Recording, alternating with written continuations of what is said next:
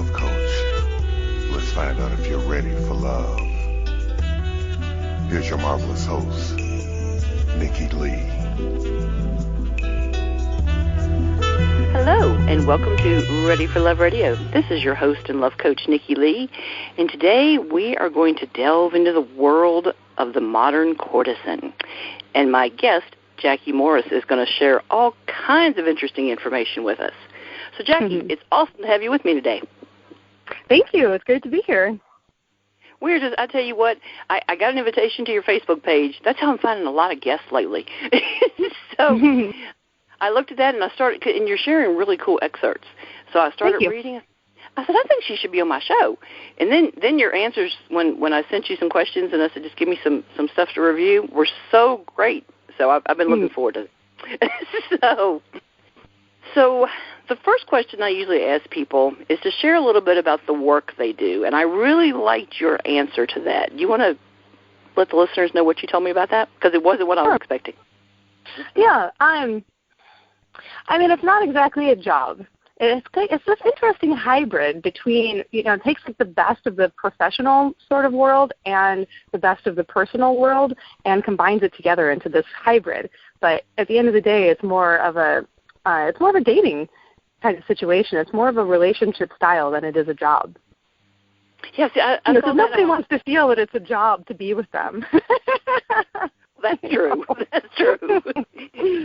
I was thinking that's like the people that say, I love my work, so for some reason that popped into my head when you said that. It's very pleasurable. Like I don't choose to meet anybody that way that I don't think I would have a pleasurable experience with. That makes sense. Sense. And the funny thing is, one of the questions I asked too is what prompted you to get involved in any kind of a love or relationship or sex-related kind of field? And your answer shocked me. And we are really going to talk about this because I'm wondering how you made the leap between these. So what was your prompting? I had been a corporate accountant for an English investment bank. And, I went to the top school in the country for accountancy, had, the good job and everything. And I just couldn't stand it. I don't know, the environment, and some friends of mine, I had been into yoga in college, and some friends of mine had moved out to a yoga ashram. And they said, this ashram needs a bookkeeper. And at the time, yes? Oh, sorry, I thought you said something. That's okay. Okay. And the office was going to be closing, and so I was going to have to be, looking for a new job anyway. And I thought, it's summertime. Maybe I'll just go out there and I'll check it out, and I'll take a little break in between jobs, and just see what that's all about. And I just really enjoyed the environment. Like I felt just relaxed and good, and and I had quit smoking, just sort of instantly. I did, all of this yoga for a couple of weeks, and then, I started to, build like health habits, and I was like, I have a little bit in savings. Like I don't have to go back to the corporate world immediately. But what was interesting was, there were a lot of different kinds of people at this ashram, and I had met some women that did that work. And, it never occurred to me to do it. But I did stay at the ashram for another 7 months doing yoga and meditation and bookkeeping and this and that. And then one day, my mind was so clear, because it was a relatively silent environment, as ashrams tend to be. People are very deep in, contemplation, meditation, and purifying their bodies, eating really good, and doing yoga several hours a day. And I just had this wild thought, I want to be an escort. And of course, I didn't pay it any attention because it just seemed like the weirdest thing in the world to me.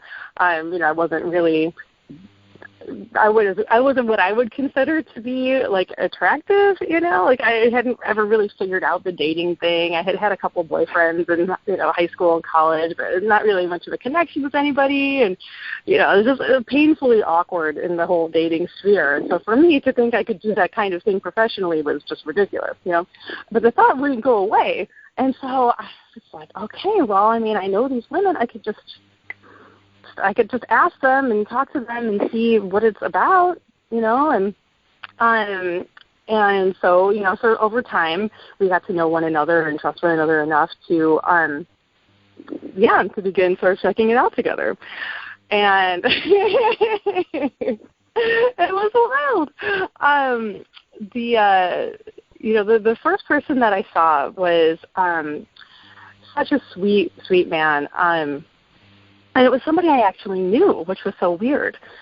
He would come around the ashram, and he would bring donuts and coffee and that kind of thing. And so when I found out that he was actually someone's client, that was my word for it at the time, I was shocked. I thought this is some sketchy thing they do, and that there would be this separation between those worlds, but there wasn't.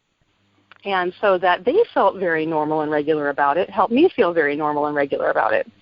And, so he and I went out for dinner, and it was just so sweet. He was from Georgia, and so he had his very, gentlemanly way of being about him. He was about 60 years old, and I was 23 at the time, and I had never even been on a date, a proper date, because people don't go on dates in college. I mean, we all just sort of meet at the same bar, or we all dance at the same place or something, and then one night somebody gets drunker than they usually do, and something happens, and then they're your boyfriend. Sort of how it works in my generation. But so to be out for dinner and get to know one another, I was just I was really tickled, and my body and my mind and my emotional state was so strong from having done this retreat for 7 months that I just was very open, to somebody else's sweetness, and and that he was just so courteous and so interested in, what would be a pleasant experience for me on all levels, So we did our little, dinner part, and yes, we want to do this. Okay, cool. You have to do that establishing of, okay, do we want to do the thing? Yeah, okay, let's do it.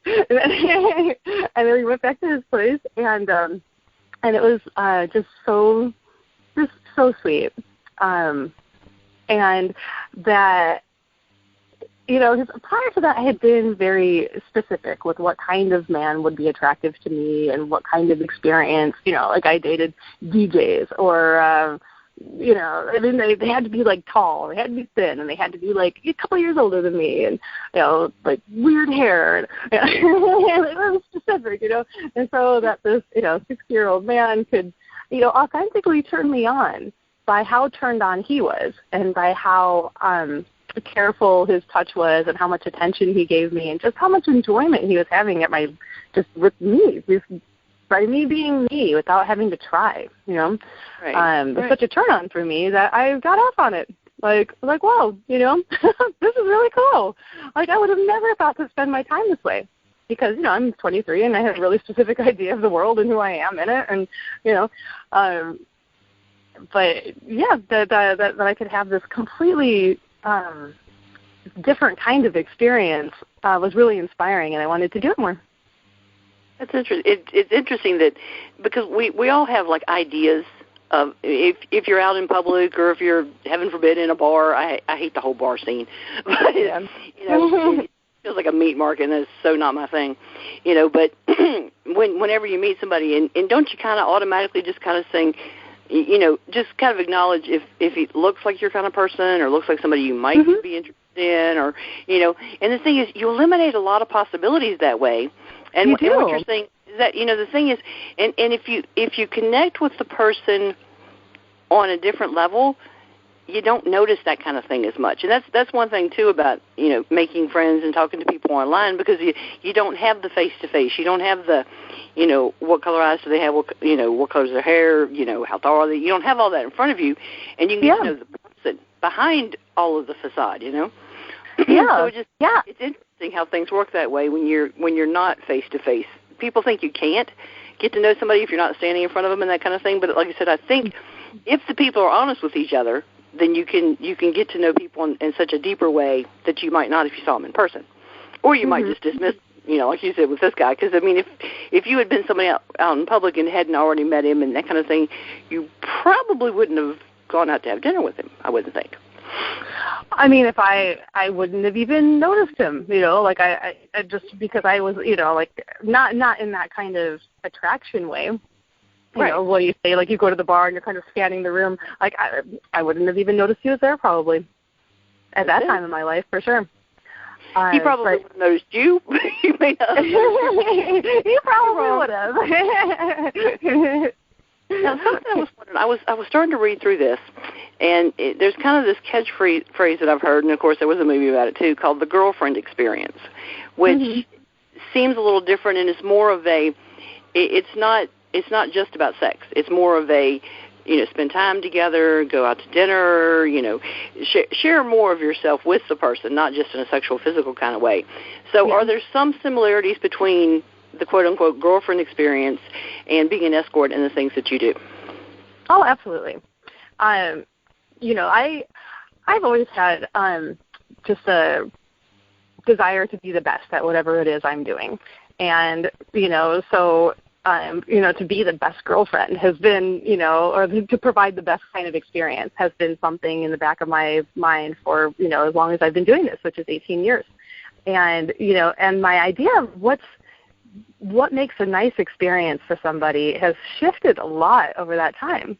Because originally I thought, it's, giving him whatever he wants, and I'm like, not exactly. Well, like, there probably are some like that, though. Oh, I'm sure. There's women who really enjoy pleasing. There's women who like,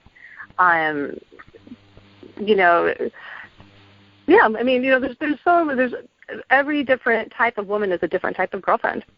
And so, but for me, in order to just really get across my uniqueness, so that way he can tell if he wants to be with me, because like he does have a lot of choices, and I want him to make a choice that is the right choice for him. So I don't want to present myself as something that I'm not.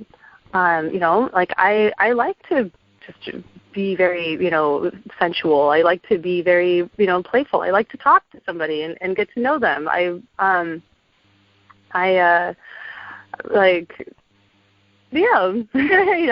affectionate person. I'm, a sweet person, and and I also need like a week's notice. Like I can't just sort of come over at 7:00. Like I got a lot going on. I got to make time for it because I want to be, I want to be the best I can be, and I can't be the best I can be if I have to, get myself together in a half an hour and rush over someplace. Well, one of the things that you said too is, and I really like this, and it shows that it's a different sort of level of what you're doing, is I'm part of the experience, not just providing it. I really like that when I read that. It's like, okay, no, that's different. Yeah. I mean, to actually be available for connection with another person is a practice in itself. Because, a lot of people will start out, especially with a stranger, in a mode of self-protection, trying to gauge, if they're safe, if they're going to be respectfully treated, and they reserve themselves until they establish that. But for me, I establish that before I even talk to somebody on the phone. And then, I'm really specific about how I establish those two things. So that way the entire time that we're getting to know each other, we can already be in connection. And so that requires a lot of practice on my part. A lot of, I'm still doing, meditation and yoga the same as I was, 18 years ago. I am looking for, what are those things the thoughts that creep around my head that hold me back from connection with somebody? What are the fears that I have of people? What are the ways in which their attention feels uncomfortable to me? And I work on those parts, and I work on opening those parts of myself up so that way I can be available to connect with a stranger. Because it's like, my practice is that, everybody out there is, God, right? Like if anybody's God, we all are. And so, and this is where the, kind of practice part of it comes in, is like I don't look at them and make them prove to me that they're God, or make them prove to me that they're a good person, or because that's to start with the projection of them as a bad person, like guilty until proven innocent, right? And I like to start with them as innocent, and even if they, try to prove themselves as guilty, like I know that they're innocent, and that they're misunderstood in this place. And then, I assess whether I can help them. Sometimes it's, they have some patterns that are, too difficult for me to handle. There's, mental illness or, addictions or, violence or something. And I'm like, okay, this is beyond my realm of, capability of getting off on handling. But, I don't make them a bad person. Like I don't further solidify that idea that they have of themselves that they're a bad person. Interesting. Yeah. And I like, and it came up several different times in the information I looked over about you, was without judgment. I really, really like that. Because there's so many things that I think people hold back in any kind of a relation or interaction with another person because they're concerned about the other person judging them. We talked about that last week. I did a show about people that are repressed sexually. And that's a big thing with the whole judgment because, you're kind of afraid to say, I want whatever because of what the other person's going to say or how they're going to react or what they'll think of you kind of thing. So when you take judgment out of the picture, that opens up such an awesome possibility for two people. Oh, my gracious. And it's, it's a practice because, my judgment is just my fear. It's a place where I've decided I don't want to identify with this person, that they have some kind of behavior that's beyond the pale for me, and I'm going to disconnect from them, and I'm going to make them, an enemy or different from me or, hold them at arm's distance. And so my practice for that is to, look at the place in me that's similar.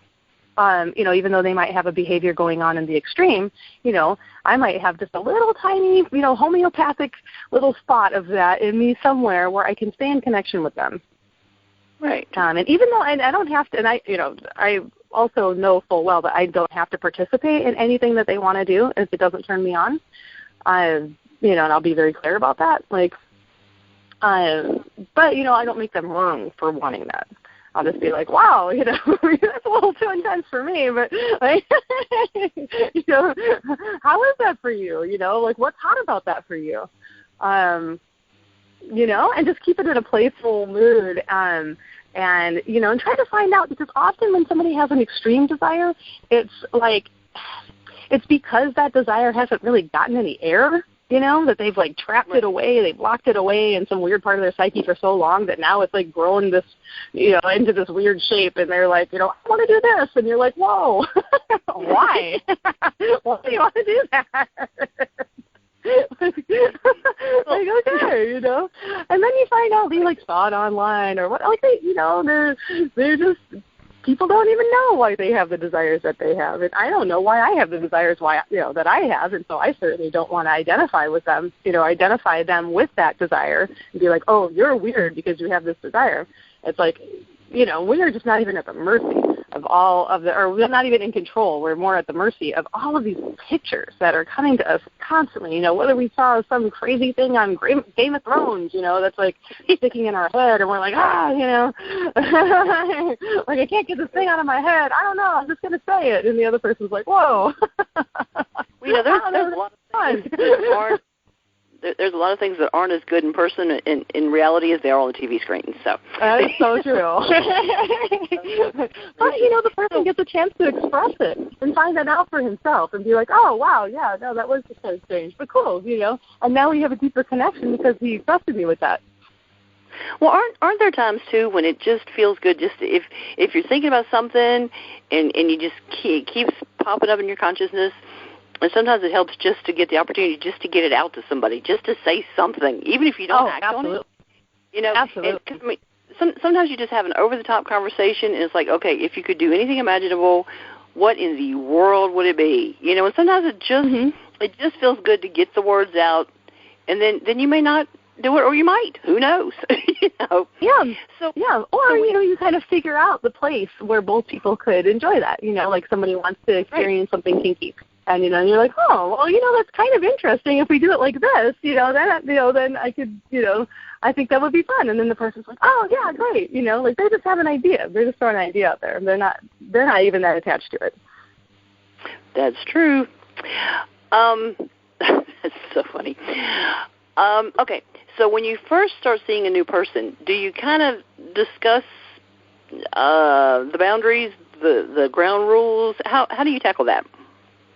Well, somebody will call me, and we're very safe. It's a very safety-oriented industry these days, and so there's websites where we can go and we type a person's phone number in, and we see it's not a very in-depth kind of background check, but we just make sure that nobody's had a bad experience with somebody with that phone number, and then usually you can see if it's in their name, or if it's some kind of like a Skype number or Google Voice number, which people might be using to hide their identity, which to me is a safety flag that, this might not be somebody that I can really enjoy myself with.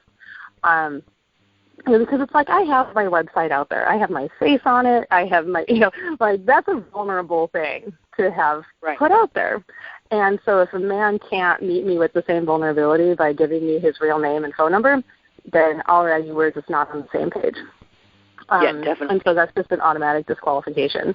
And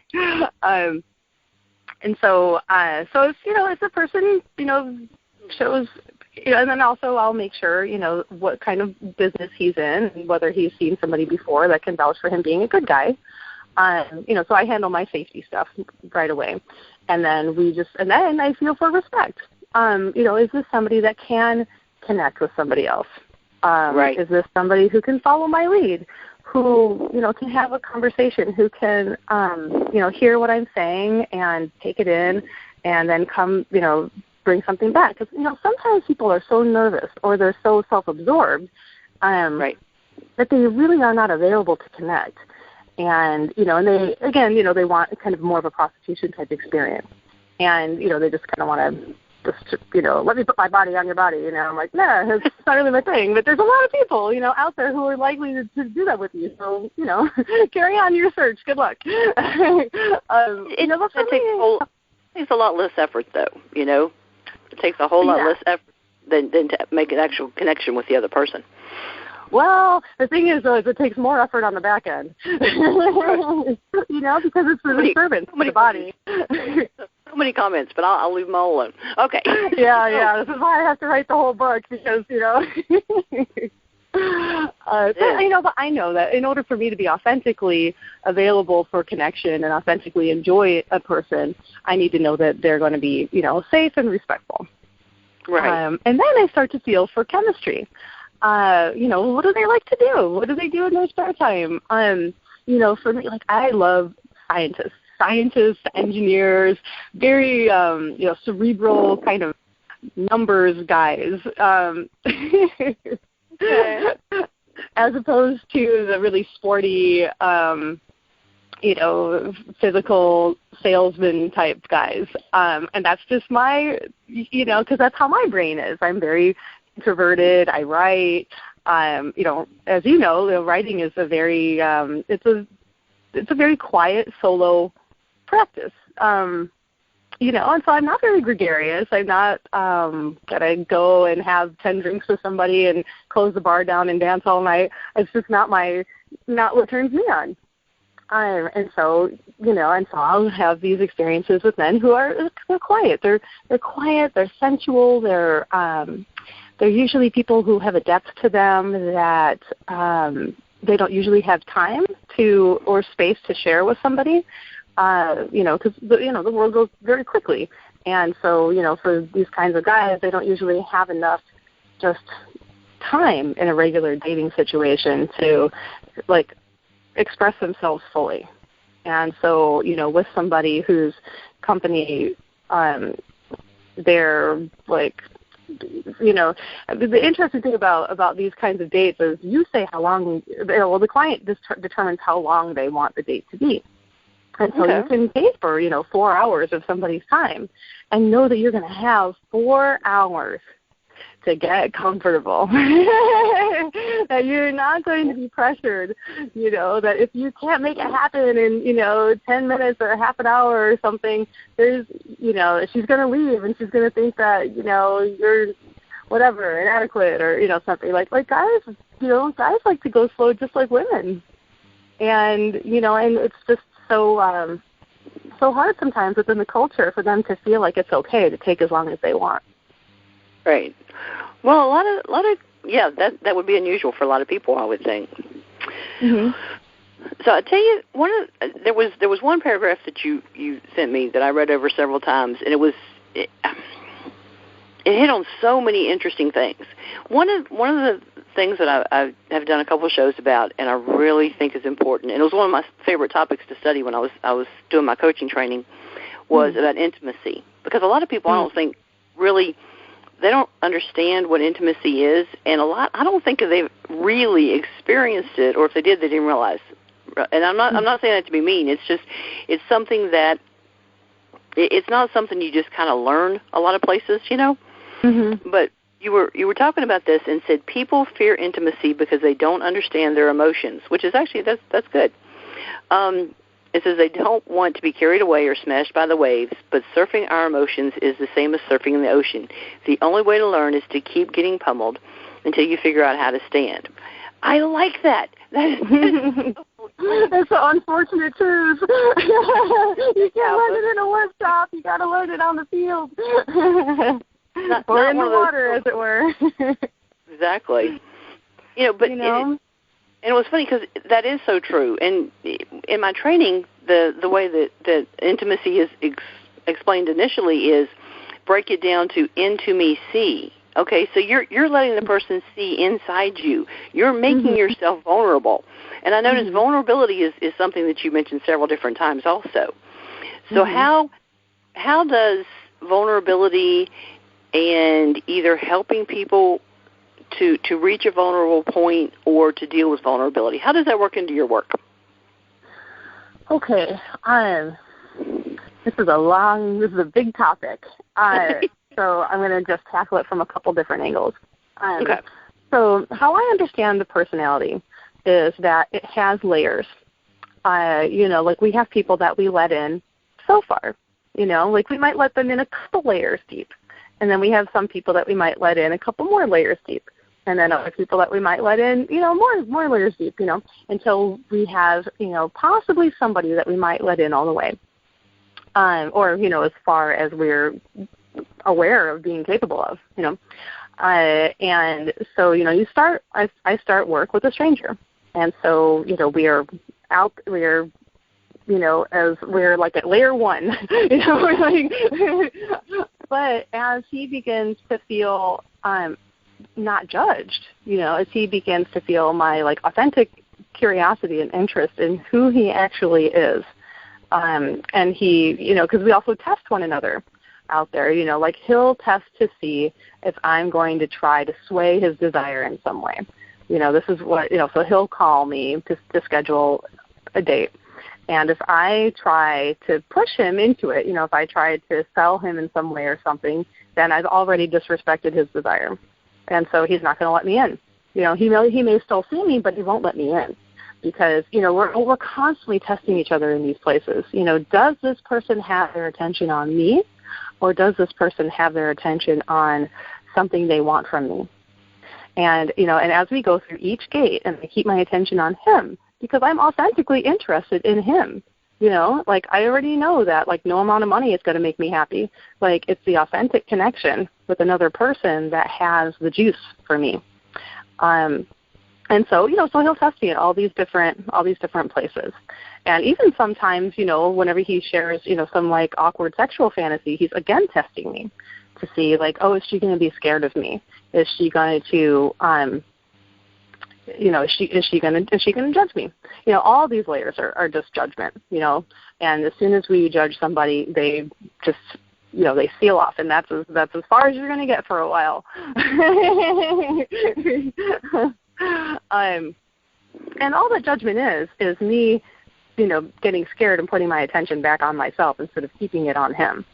So, thank goodness I've done meditation for a long time, because I won't say that I can do this perfectly, but I can, I do have some ability to hold my attention and hold my focus where I want it.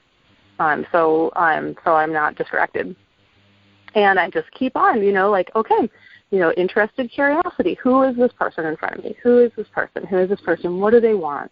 How do they want it? What does he need? And often different layers will emerge that he's not even aware of. I've so many times, hundreds of times, maybe 1,000 times, somebody has said to me, wow, I feel more comfortable with you than I do, like, my closest friends. Why is that? And it's, and there's one reason why, because I could hold my attention on him without judgment. That's the only reason. And we're just such in desperate need of this as people, that, we are willing, that's why they pay me. That is really the reason why. Because they're emotionally, like, safe, So anyway, that was one aspect. That was one answer to the question. Now the other one is, whenever you do let somebody in to a layer that's deeper than you're used to letting somebody in at, you begin to feel them. You begin to have feelings about that. Like, like maybe, he's going to want to spend more time with me now, and maybe it's going to make him uncomfortable. Maybe I'm going to want to spend more time with him now, and that's going to make me uncomfortable. And we become less able to, kind of keep ourselves under control when we're in these, new depths that we just don't have a lot of skill in, because we haven't spent a lot of time there. And so again, it's another sort of test. Like, is it okay for him to be, like, out of control a little bit, and for him to really not know how he's going to feel? And is there going to be space for him to, like, find his stability in this new place? Right. Yeah. Interesting. Well, and I loved one of the comments you made, and I got so many things highlighted in my notes, and so many notes it's ridiculous. But it's this, and I think this is applicable in any relationship at all. It's and you said people heal when they are given judgment-free attention. I actually even posted on my Facebook page yesterday. I said, preview. Yay. So cool. Like I said, people don't ever, ever, ever underestimate being non-judgmental. It's amazing what that does. Even if it's something you wouldn't do or you aren't really interested in, that doesn't make the other person wrong. It doesn't mean you have the right to judge that person. Because you know what? We all do something another person doesn't like or thinks is wrong. So. Oh, absolutely. You know who it is? I can make a whole list of things. Oh, yeah. I don't know. Just keep it to yourself, people. Just keep it to yourself. But like I said, I think people would be amazed at how things open up with friendships or relationships or anything like that. If you just keep the judgment to yourself, or just don't even think about the judgment. It's negativity. Get rid of the negativity, for heaven's sakes. Yeah, just put your attention back on the person. If they say something that's weird to you, be like, hey, tell me more about that. Like, you don't have to be like, you know what, that's weird. I'm done. I don't want to hear anything more about that. Because it's like whenever we hear something weird, we do want to know. We do. I do. We're like curious cats. We can't help it. We'll sit around and, we'll have a glass of wine with our, friends later, and we'll still be talking about that weird guy with that weird thing, and why does he do that, When it's like if we would have just stay there in the moment, and we could just ask him, and then the story's even better when we tell it over wine. Well, and, even if it's still something you're not interested in, it gives you another insight into the person. Exactly. Why are they interested in you just... I ask a million questions. That's why I like doing a radio show. Yeah. I know. You have such a great job. So, seriously, if I could do it for a living.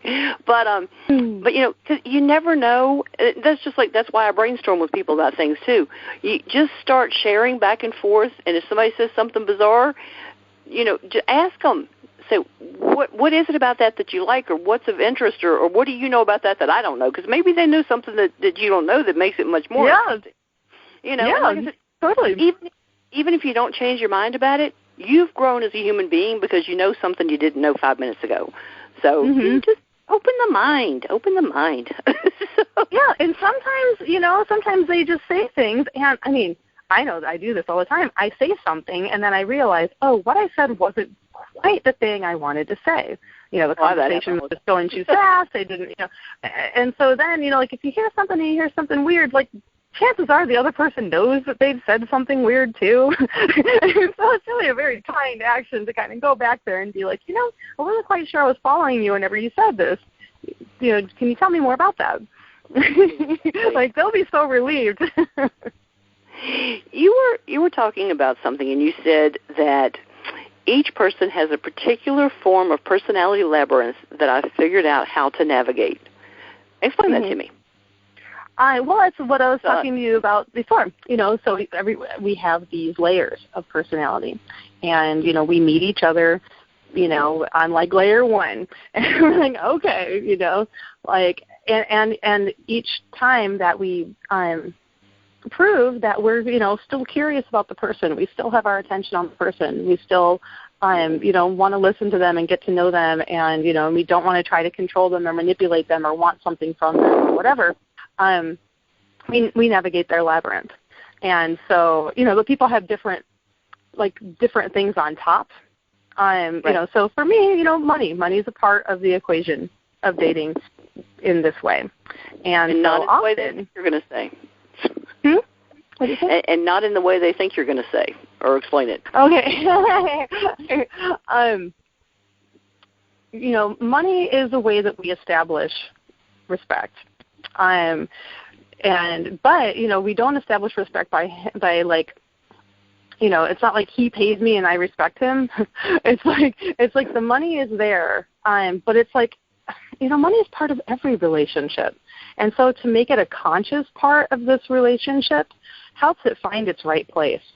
Like if the person that I meet as an escort wants me to have my full attention on them, then I can't have my attention split, as somebody with a 60-hour-a-week job might have it split. We only have so much attention. And, and if we're raising a household, we have our own business, we've got a lot of attention out there on other things. But, these guys, they want my full attention. And so in order for them to have my full attention, I need to have other things covered. And that's just how it is. I have that conversation with people on a business level going, okay, you need to pay me so I can keep my home, so I have a place to do these things for you. Yeah. So. Yeah. It's part of the equation. Speaking of money, something you were talking about was how quite a few of your clients have been wealthy, and you brought out some really interesting things about individuals that are wealthy that, from a perspective I hadn't thought about.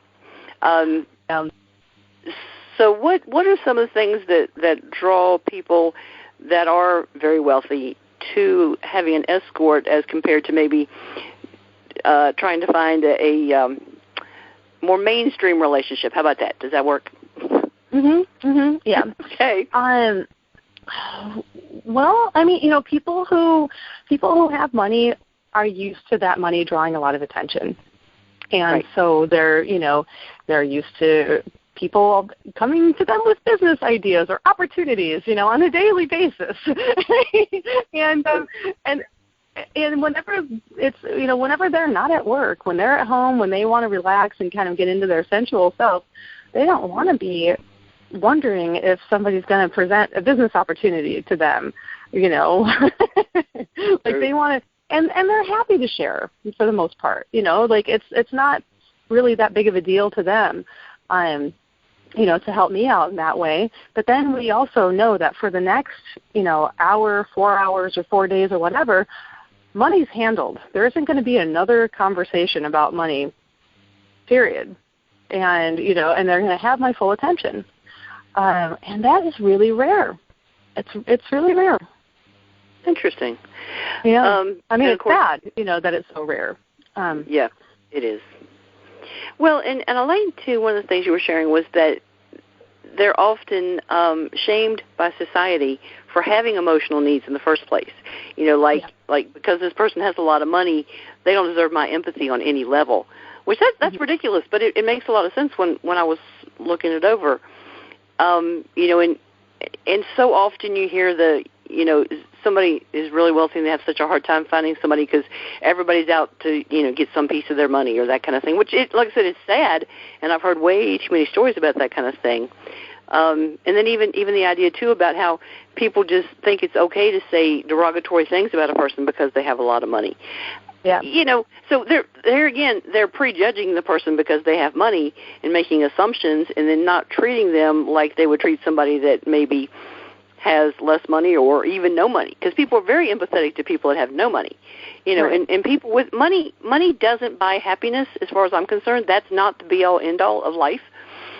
So you can't assume just because somebody has a big bank account or a great big house on the hill or whatever that everything is perfect in their life, because you know what? It's probably not. It's probably nowhere close, Yeah. And, because I've met so many people, from that background, I mean, you really, they're some of the most, starved people for attention and for care, for genuine affection that I've ever met. It's sad. And, that there's a lot of pride, of course, in that society. And, in the whole, stiff upper lip thing, nobody's going to, you just can't show weakness there. And you can't show vulnerability, and you can't show emotional need, and you can't show, you're going through a bad time to anybody, not even your friends, not your wife. I mean, gosh, that's intense. Okay. So, something interesting was you also said it keeps you alert and keeps your own greed in check. That's interesting. Yeah. How does that happen? I mean, our whole society is set up, to draw, for the money to draw our attention, right? That's interesting. I mean, I don't even watch television. I don't read women's magazines, all this, because, Me neither. The whole culture is like money, money, money, money, get the money. And so, when I'm seeing somebody and they might be worth, millions of dollars, it's very hard for me to maintain my attention, on them, especially when we're negotiating. Right. What's the, rate going to be and all that. And, and it's I can feel it. I can feel this, greedy monster in there that's I know he'd pay more, It's no, that's not what we're doing here. We're not trying to find out exactly how much he will pay. We are just, stating the rate that we would state to anyone, that is the rate. That is the rate for this amount of attention for this amount of time. That's it. And it doesn't matter if he could afford to pay, 20 times that. So, it's just, it just helps me see, kind of how much control I have over my own, attention when there's a lot of money on the table. Because also, these guys are used to, this whole personality labyrinth of the wealthy. I have met some people who will use it as a way to prove to themselves that nobody's capable of giving them the attention that they need. And so they'll try to set me up, right? They'll, promise all of this stuff, and then when my attention starts to go to the stuff instead of them, then they don't deliver, they get angry, and So, I've learned over the years, keep your attention on the man. Whatever stuff he promises, that's up to him. We have our rate for our time, and that's, what we're doing. And if he wants to do anything over and above that, that is up to him at the time, and he may or may not do that. He might say whatever he wants during our time together. My job is to keep my attention on him, not on his future promises. I would think, too, that people with a lot of money are used to being expected to promise other things, whether it's fancy jewelry or whatever.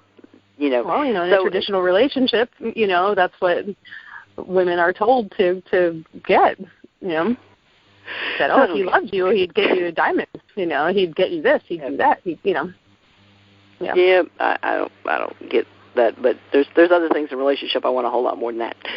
So me too. Now, something I asked you the question, what do you think stops people from having satisfying, intimate relationships? Oh, this is one of my favorite things, too. So what are some of your insights on that? Oh, my. Well, I think that, we make each other responsible for our emotional state. Yes. And yes, that drives me crazy, but yes. Yeah, and it's like, it's really true that you can only experience the good emotions to the extent that you're willing to experience the bad ones. Like, you can only experience hope to the extent that you're willing to experience disappointment. Like, you can only experience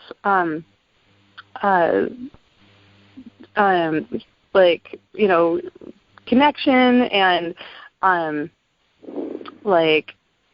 I'm trying to think of another just easy pair there. Reliability. You can only experience somebody being there for you to the extent that you're willing to feel their betrayal when they're not, And so, just over the years, I've learned to handle myself through betrayal and disappointment and all of that and not be so scared of it. That now I can really enjoy, I can be hopeful about, just about everybody I meet who's respectful. I really just don't have criteria now for, chemistry or connection. It's like if a person's, establishes safety and respect, it's on. We're good. I don't care what he looks like. I don't care, how emotionally capable he is or not. I'm emotionally capable. I'm emotionally capable enough for both of us. So, so how does that go back to intimacy? Or was that the question, intimacy? Yeah, well, and one of the things you were saying that, and so many cool quotes I like from this, is that, and now I have to read the book when it's finished. So, this applies in so many ways to relationships. Let me see. People do not give each other the freedom to express themselves without repercussions. I like that. It's like once you say certain things, then there's all these expectations.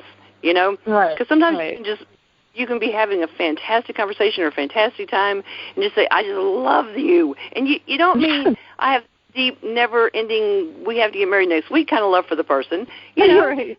You may just love the feeling with the person or the way they make you feel or the wonderful things they do to you that feel wonderful, or the way they react to you, because there's a great bond when you know that you can create these fantastic feelings in another person, whether physical or emotional or whatever. So I like the idea of having the freedom to not have to worry about, I guess, how about the expected expectations based on things you say and do? Maybe that's it. I kind of like that. Well, and because of that, people don't feel that they can be totally honest with the other person, or they can't be as spontaneous because I may say something they're going to take wrong, And I see it with myself when I say something to people sometimes, and I'm like, oh, God, how are they going to take it? What's it going to come across wrong? Yeah, Which it really does make us hesitate sometimes because you're like, I want to say this because it's what I feel at the moment, but man, they're going to take it wrong, so you just don't. Not only are they going to take it wrong, they're going to blame, and be like, you made me feel bad. Yes. And so, this is what was interesting. I was so used to the kinds of experiences I was having at work being so much better than my real relationships outside of work. That's right. That, for a long time I thought, oh my God, have I, am I ever going to have a partner? Oh no, I ruined it. It was the experience of being a girlfriend is so good that now, I'll never be a real girlfriend. Shoot. But, so I've been in a really great partnership for the last 2 years now, and we are both, emotionally responsible for ourselves. There you go. And that doesn't mean we don't say, hey, that hurt my feelings, what's going on, but, we just don't, we don't extract punishment, we don't hold it, we just don't hold on to things. Like, I remember I had this rule when I was in college. It was my first boyfriend, and I was like, okay, I'm never going to go to bed angry. And then after 3 nights of not sleeping and having a 9 a.m. German class, I'm like, we have to break up because I have to go to bed and I'm angry. This isn't working. But now I know enough about how to handle my own emotions so I don't make myself angrier, you know, and I just kind of say in the moment, like, hey, you know, that thing you said, that hurt my feelings. Like, what's going on with that? Like, did you really mean that? Like, you know, instead of, you know, like harboring it and, yeah. Well, and keep in mind, in this, I'm going to quote you again. I'm going to do that a lot during this. But you said, if we edit ourselves, our sexual experience decreases instantly. Yeah. That's cool. That's a cool thought, too, because it does. Yeah. You know, we hold back, and the thing is, if you're holding back mentally, you're holding back in every other possible way, physically, emotionally, whatever. Mm-hmm. I mean, especially as women, because our emotions are so tied to our sexuality that if we can't be emotionally expressive, forget it. Like, it's just not really going to happen. Not to the fullness. I mean, you know, like, you can have a little, you know, of course you can have a little, but you know, the fullness, I mean, like, as women, we have so much sensation available to feel in our bodies, like, whoa. But, yeah, if I have to hold back emotionally, I can't really experience that full range. And that's what I get with my partner now. Because at work, I can be expressive, right? But, like, I can't really let myself be out of control totally. Because my attention's on him, not necessarily myself all the time. And, you know, but when my attention's on him, like, I'm not really having the same depth of emotional experience, you know, and we don't live together. We don't have all of those kinds of things that make a traditional relationship, you know, emotionally full, you know. Like, we just meet each other for a short time. We treat each other well. We have a little experience, and then we go back to our lives. But, you know, I live with my partner.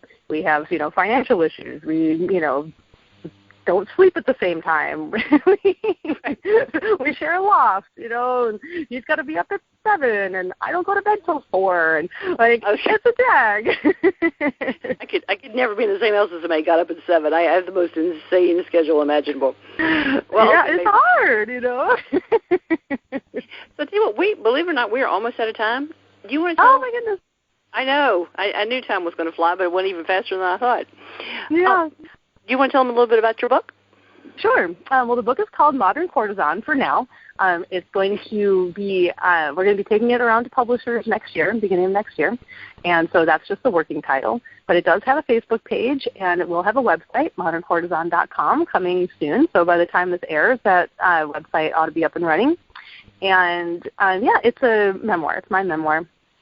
Describing my experiences as an escort from that spiritual practice point of view, while giving lots of juicy stories and firsthand accounts of situations out there. And folks, there are lots of excerpts on her Facebook page. You should check them out. There's some interesting stories. Yeah, I pulled some juicy tidbits for you. I like that. She has lots of juicy tidbits to share. So. Yeah. And, you know, I'm also, you know, thrice. I've been through 3 different life coaching programs, and I'm available for that kind of coaching. If somebody, you know, is curious about this work or has done this work and needs a, you know, special ear to hear, you know, them and their desires and their experiences, I'm available for that. It's my special niche. And there's also information about that on moderncourtesan.com. There is. All right. Well, I knew it was going to be an entertaining call, and I was right. Well, thank you so much for having me. Well, before we started recording, it's like, okay, we're going to laugh a lot. I know we are. Yeah, it's going to be a giggle fest, and I hope that that I answered everything fully. I know that I tend to go on a lot of tangents, which is why I had to write, you know, a 200-page book about it, because there's just so much to say. You can't pack it all into an hour, but there is. I well, and see, when the book comes out, I'll probably have you back, and we'll talk again. So you never know. That would be great. I would love that. Yeah, this is delightful. Thank you. All right. Well, I'm glad that you were here with me today, and I hope the listeners had a good time. And if you'd like to hear it again, it will be archived on my website. So that's easy to check out. You just go to www.lovecoachjourney.com, and for right now, there'll be a link right on the homepage. It's going to say Modern Courtesan. And if not, there's also a link in the sidebar to the full archives for all of the shows. So lots of stuff in there to talk about and listen to. So, Jackie, it was awesome having you with me today. And like I said, I want a advanced copy, so I can review it for you. Okay, you got it. It's just interesting stuff, you guys. I can just imagine what the book's going to be like after just reading her answer she sent me. So it was great to have you. And, folks, we're hoping that you gave me – well, and a lot of things you shared can be good for any kind of relationship. I mean, there's a reason people are looking for escorts, so consider that there are tidbits that she shared about learning about the person, becoming more intimate with them, understanding what they want. That any kind of relationship can use that. So definitely think about that. Absolutely. My listeners know I'm very an outside-the-box kind of person and get creative and, so don't get stuck in a rut. So listeners, I will see you next time right here on Ready for Love Radio.